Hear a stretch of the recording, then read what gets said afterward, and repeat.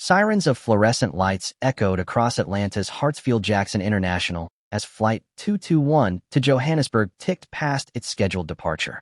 At Gate B-22, Bryce Turner, 39, pale as printer paper, tie knot clenched like a fist, slammed his keyboard. Orion Air had sold 312 seats on an Airbus that held 308.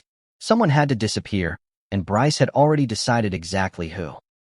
Dr. Olivia Carter, 47, almond-skinned, hair in a precise chignon, sat beneath a bank of flickering monitors studying financial projections on her tablet. The world knew her as the architect of the Trans-African Green Grid, an energy corridor poised to flood half a continent with renewable power. What the world did not know, because she had hidden it behind labyrinthine trusts, was that she controlled 36% of Orion Air through Nova Capital, her investment vehicle. Bryce saw none of that. He saw only a black woman in a couture jacket and decided she wouldn't fight back. "Ma'am, step out of the priority lane," Bryce snapped when Olivia scanned her first-class boarding pass, Seat 2A. "The system flagged you." Olivia's eyes stayed level. "Flag me for what?" "Random algorithm." Bryce lied, printing a voucher worth $800. "We need your seat for repositioning crew." "No regulation empowers you to bump a ticketed passenger over repositioning crew," she replied, voice silk over steel. Passengers within earshot leaned closer. A drama seed had been planted. Bryce straightened. "Either accept the voucher or security will escort you." Behind him, Junior Agent Lindsay Holt, 22, new, ponytail shaking, watched with silent alarm. Olivia breathed once, smiled once, and texted a single phrase to her chief of staff: "Activate Polaris."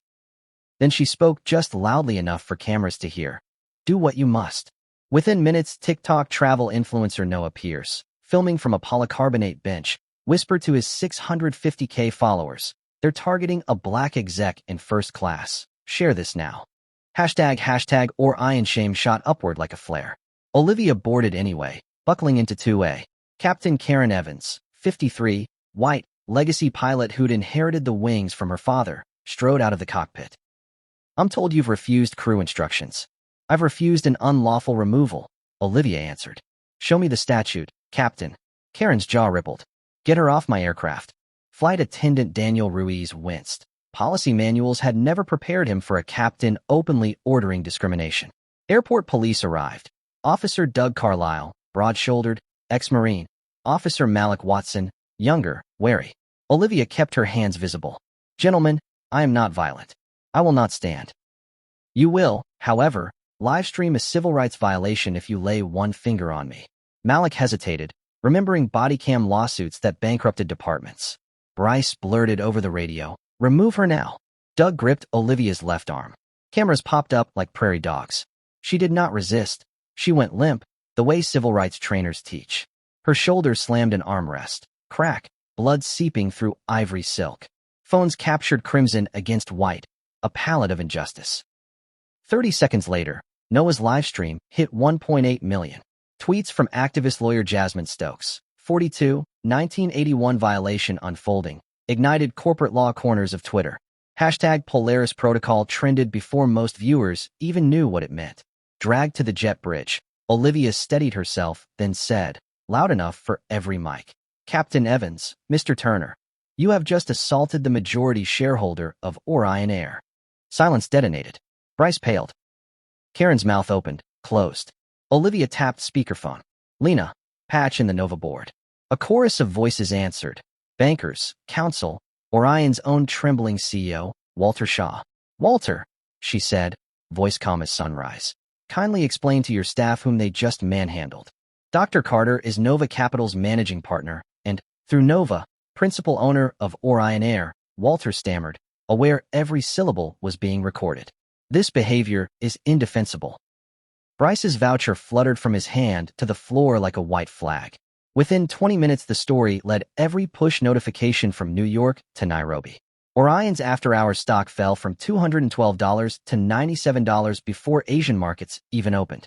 Sponsors canceled ads. Codeshare partners invoked ethics clauses. But the free fall was only Act 1. At 4 a.m. Eastern, an emergency board meeting convened via encrypted video. Olivia, arm in sling, sat in a downtown Atlanta hotel suite flanked by Nova's legal artillery. Outside, satellite news trucks ring the block.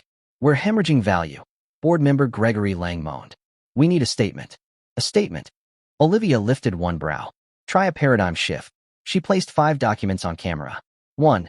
Immediate termination of Bryce Turner and Captain Karen Evans for cause.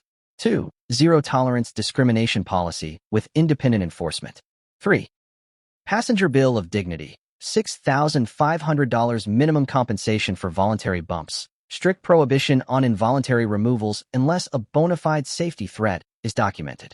4. Profit sharing tied to customer satisfaction metrics. 5. A $150 million annual justice fund for civil rights education and minority pilot scholarships. Approve or watch shareholder lawsuits eclipse yesterday's losses, she said.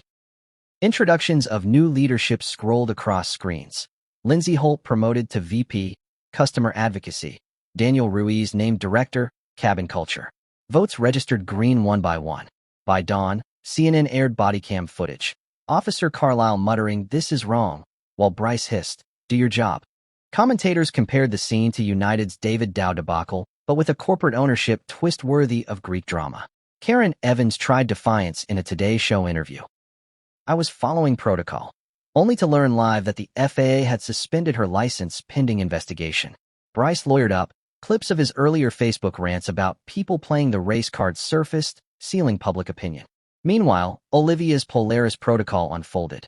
Nova Capital doubled its Orion stake at distressed prices. Insurers threatened to void coverage unless reforms stuck. Rival airlines adopted Olivia's bill of dignity preemptively, terrified of similar blowups. 6 weeks later, Flight 221, same route, same gate, different day, boarded under new metrics. The gate agent, a young black man named Terrence Moore, greeted Olivia with a grin and a respectful, "Welcome back, Dr. Carter, seat 2A awaits." In flight, passengers received complimentary Wi-Fi and a push survey that donated $5 per response to the Justice Fund. Satisfaction scores hit 94%, an industry record. When the jet leveled at 37,000 feet, Daniel Ruiz, now uniform trimmed with the gold pin of a director, delivered a cabin announcement crafted by Olivia herself. "Ladies and gentlemen, 6 weeks ago on this very route our company forgot that every passenger is a human being first. Today we fly under different skies, skies where dignity is non-negotiable." Applause rolled from economy to first like a tailwind. Olivia gazed out her window at dawn, igniting the Atlantic. Her shoulders still ached. Scars tend to. But scars can also be maps, proof of distance traveled. A notification pinged. Orion stock, back to $233 and climbing. Not because the market forgot the scandal, but because it believed the remedy.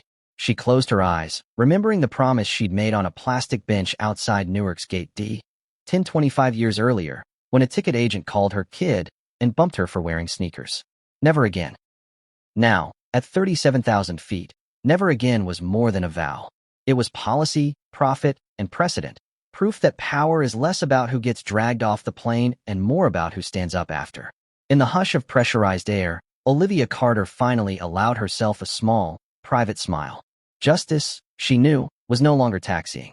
It was airborne.